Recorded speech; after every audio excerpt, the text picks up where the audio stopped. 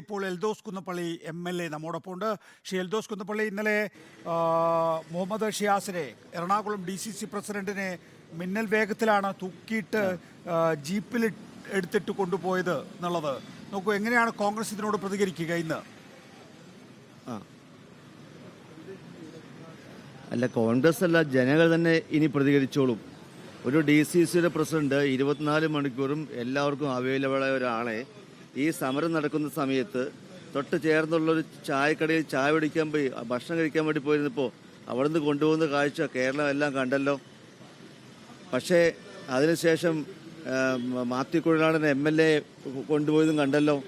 പക്ഷേ എത്ര വേഗത്തിലാണോ അവരെ ജയിലിലേക്ക് കൊണ്ടുപോയത്, അതിനേക്കാൾ വേഗതയിൽ കോടതി അവരെ പുറത്തേക്ക് വിടുന്ന കാഴ്ചയും നമ്മൾ കണ്ടു.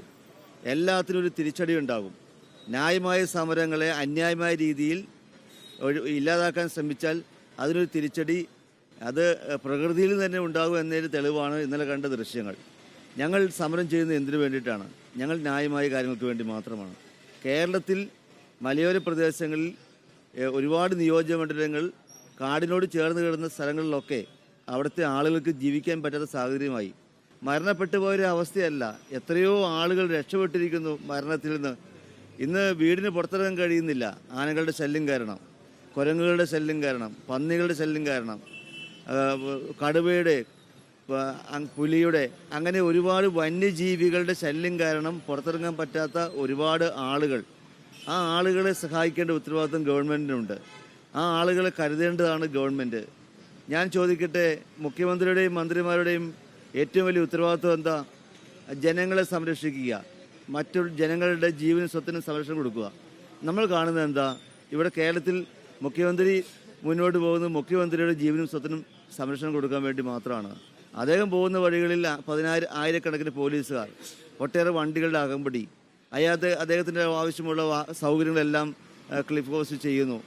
എല്ലാത്തിനും സ്വയം സംരക്ഷിക്കുവാൻ വേണ്ടി മാത്രമാണോ കേരളത്തിലെ മുഖ്യമന്ത്രി മുന്നോട്ട് പോകേണ്ടത്?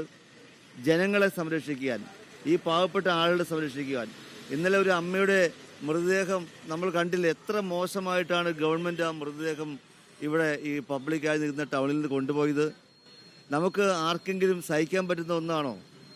ജനങ്ങൾ നോക്കി നിൽക്കെ മൃതദേഹത്തിൻ്റെ അടുത്ത് വന്ന് അത് തട്ടിപ്പറിച്ച് വലിച്ചിഴിച്ച് കൊണ്ടുപോകേണ്ട ഒരു അവസ്ഥയുണ്ടായി. എന്തിന്? ഇൻക്വസ്റ്റ് തയ്യാറാക്കാൻ, പോസ്റ്റ്മോർട്ടം നടപടി തീർക്കാൻ. എങ്ങനെയാണ് മുന്നോട്ട് പോകേണ്ടത്? അപ്പോൾ ഒരു അമ്മയ്ക്കുണ്ടായ ഇന്നത്തെ അപകടകരമായ അവസ്ഥ, ആ അവസ്ഥ ഇനി ഉണ്ടാകരുത്. ഇവിടെ നാട്ടിലുള്ള ആളുകൾക്ക് ജീവിക്കണം. കാട്ടുജീവികളെ അമർച്ച ചെയ്യണം, അതിന് മെരുക്കിയെടുക്കണം, അല്ലെങ്കിൽ അത് ഉപദ്രവിക്കാത്തൊരു അവസ്ഥ ഉണ്ടാകണമെന്ന് എല്ലാവരും ആഗ്രഹിക്കുകയല്ലേ? നിങ്ങളെല്ലാം ആഗ്രഹിക്കുകയല്ലേ? അപ്പോൾ ആ സാഹചര്യത്തിൽ ജനങ്ങളുടെ കണ്ണ് തുറക്കാൻ വേണ്ടി, ഭരണകൂടത്തിൻ്റെ കണ്ണ് തുറക്കാൻ വേണ്ടി ഭരണകൂടം അതിലേക്ക് എത്താൻ വേണ്ടിയിട്ടുള്ള ഒരു സമരമാണ് ഞാനും ബഹുമാനായ ശ്രീ മാത്യു കുഴൽനാടൻ ഇവിടെ നിർവഹിക്കുന്നത്. അപ്പോൾ അതുകൊണ്ട് ഈ ഒരു സമരം തീർച്ചയായിട്ടും ജനങ്ങൾക്ക് വേണ്ടിയുള്ള സമരമാണ്. ഇനിയൊരു അപകടം ഉണ്ടാകരുത് എന്ന് ആഗ്രഹിക്കുന്ന വന്യജീവികളുടെ മൂലം ഒരു അപകടം, എത്രയോ അപകടങ്ങൾ റോഡിലുണ്ട്, എത്രയോ രോഗങ്ങൾ വന്ന ആളുകൾ മരണപ്പെട്ടു പോകുന്നു.